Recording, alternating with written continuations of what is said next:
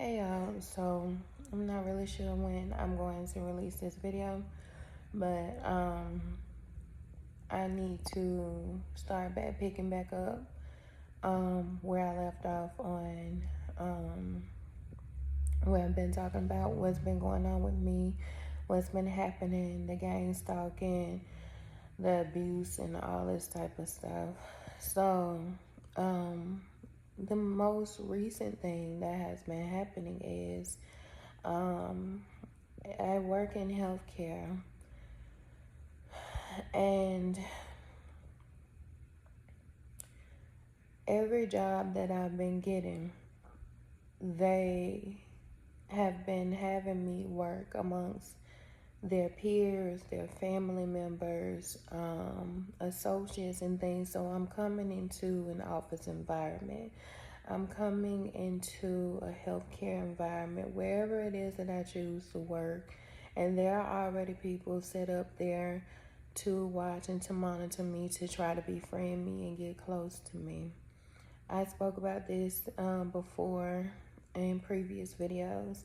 Now the most recent thing is, as a side hustle, I do like rideshare, and I'm not going to say which company it is, but you get the app and you put in that you need a ride. A person comes and picks you up and drops you off.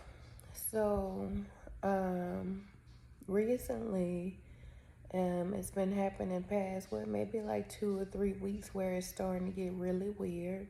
And they've been having me go to truck stops and hotels to pick men up, men and women really. And the women kind of look like I'm not judging nobody, but it just kind of looks like they are going to and from to provide a service, so to speak. I'm not trying to be involved in any of that.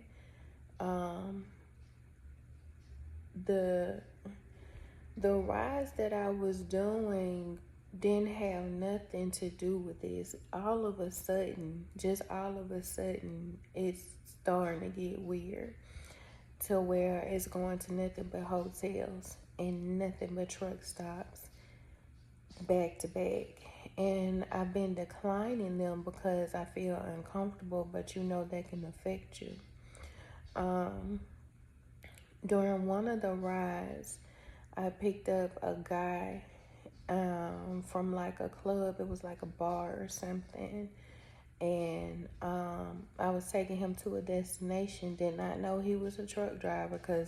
So now, like, what I've been doing is, like when you do the rides and things like that, you only have so long to look at the the offer. When it comes in, it's like 5 seconds. And I would just normally just accept it and go. And then when I end up at the place, it's just like, okay, nothing but trucks here. This is a truck stop. Or this is like a gas station for truck stops. Or this is a hotel. You know what I'm saying? So now what I've been doing is taking my time. I will accept the rides, but I still look up the address. Look up the address, and I'm seeing that it's hotels, and I'm seeing that it's truck stops and unfavorable places. Even some of them had me going to like abandoned homes and cemeteries and stuff like that. And those were like direct threats. Okay. I have received more threats now because I filed certain paperwork and trying to go through courts and handle it a certain way. So now it's starting to be a little bit more aggressive. But going back to what took place, I picked up that guy from the club on the way there, and I did not know he was a truck driver until I pulled up, and he was like, stop right here, and he was about to get in the truck. So the guy talking to me, he keep on trying to make conversations with me. Normally, I'm very quiet, you know what I mean? I don't care to really talk to anybody. I'm just trying to pay my rent and my bills in an honest way. So he keeps trying to talk to me, and he goes and he asks, so how much do you make?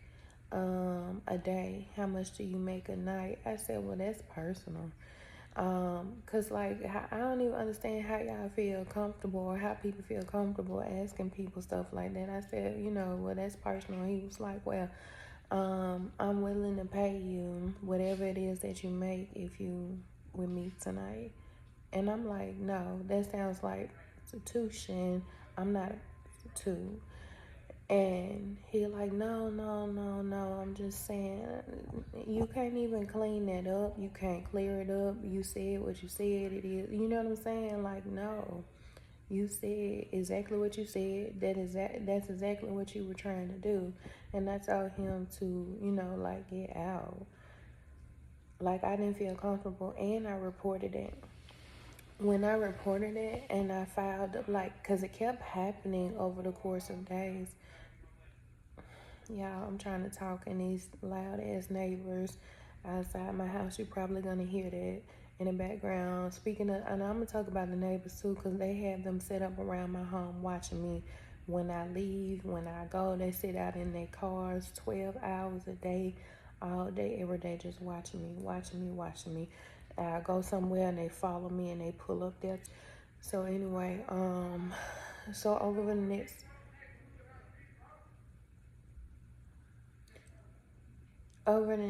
couple of days, more hotels start coming in and more truck stops start coming in, and I would document all of it, and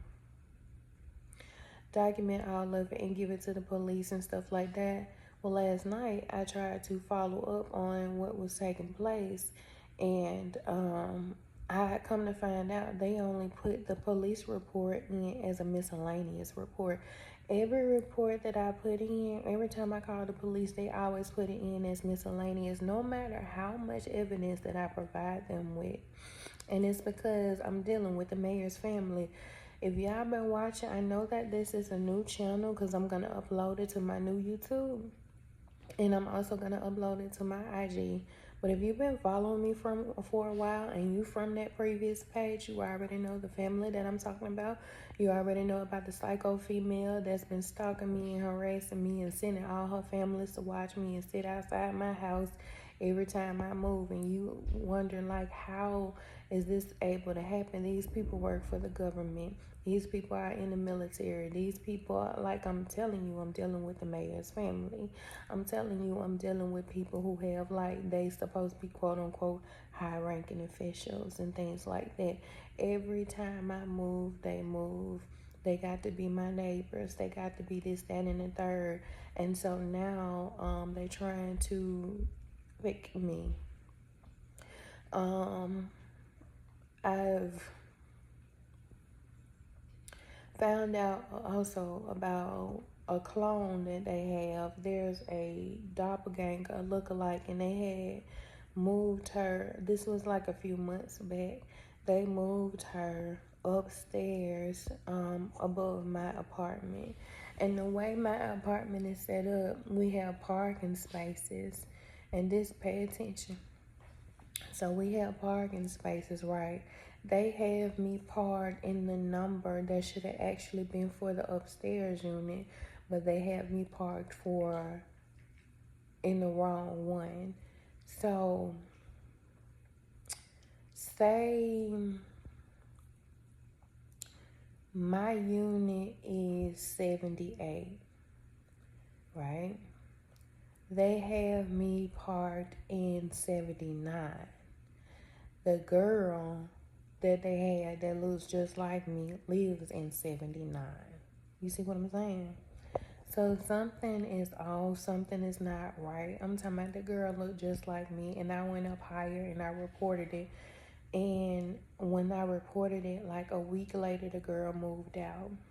And now they covered it up and they have a man living upstairs. I'm gonna have to make a separate video about the man upstairs, about the unit upstairs, because it's like real deep. But these are the things that I have been dealing with, that I have been going through. And it's all because of that family and all because of that girl. What they have been trying to do every time I report it is they're trying to say that I have a mental issue, asking me, do I hear voices and all this